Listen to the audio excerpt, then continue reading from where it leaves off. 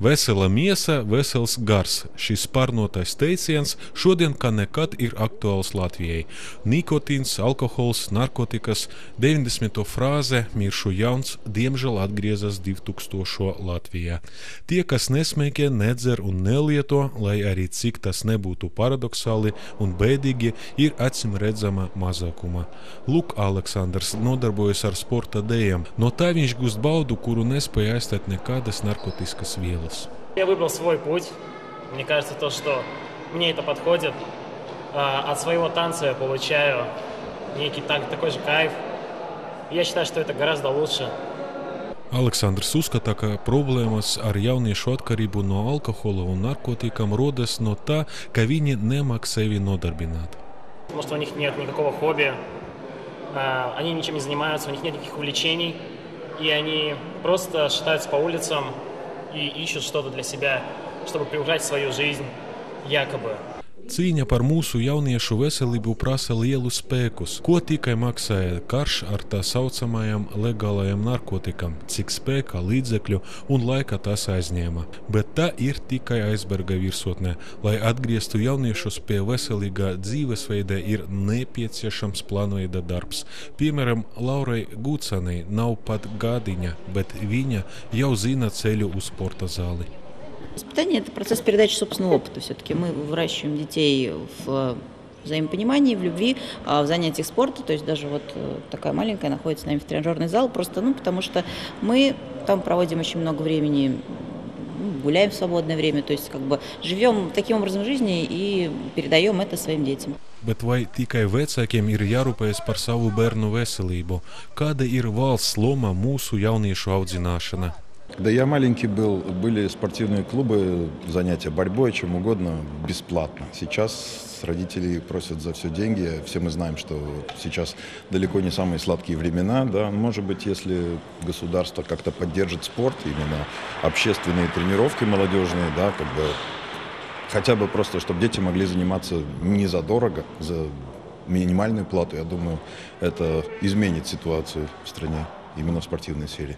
Kustība par sportisku sabiedrību, kuras pirmais kongress noritēja pavisam nesen, tieši arī cenšas mainīt radušos ситуацию. Основная идея движения за спортивное общество на данном этапе это сделать платформу, которая бы объединяла спортивные организации и занималась бы пропагандой спорта. А летом мы запустили в этом году проект «Тутовари», в котором 10 организаций.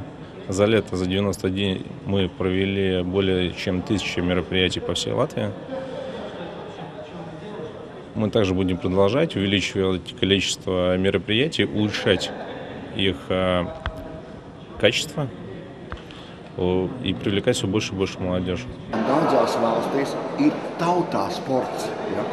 Izcili ir maratons, Nordijā maratons. Superīga ideja. Jo tālāk, jo vairāk, jo labāk. Bet to nevajag darīt vienreiz. To vajadzētu darīt biežāk un pat ikdienā. Tas sāks. Valsts palīdzība nebūtu lieka. Pagaidām krīzes laika samazinātais finansējums sportam joprojām ir ļoti zema līmenī. В 2008 году в Латвии было обрезано софинансирование со стороны государства спортивным секциям. Да, и молодежь хлынула просто на улицу. Хлынула на улицу из-за того, что им никто не занимался. Во-первых, во-вторых, ему нечего было делать. И они начали себя чем-нибудь занимать. Как правило, в зале ты занимаешься спортом, у тебя нет свободной минуты, и идеи чем-то заняться плохим, потому что тебя окружают люди, которые также занимаются спортом, и ты вдохновляешься идеей, и плохих эмоций время не заполняет. Тут же получилось совсем по-другому. Молодежь хлынула на улицу, что делать? Появилась какая-то дурь. Реклама тех же спортивных организаций. Нету финансирования на это. Дай бог, чтобы спортивные организации, спортивные клубы нашлись бы деньги на проведение спортивных мероприятий. Pusauģu atgriešana sporta, veselīga dzīvesveida sludināšana – šie ir mērķi, ko nosprauda sev kustība par sportisku sabiedrību.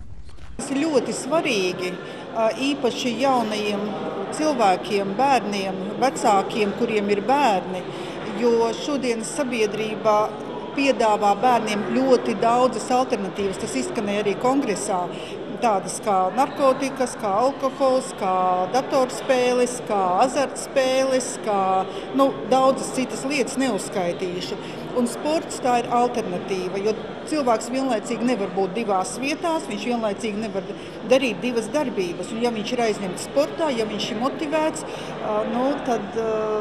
tad viņš ir šeit. Un es redzu, ka reāli tā ir iespēja glābt cilvēkus. Если мы построим, например, 10 спортивных залов в Риге, а туда некому будет идти, зачем они нужны?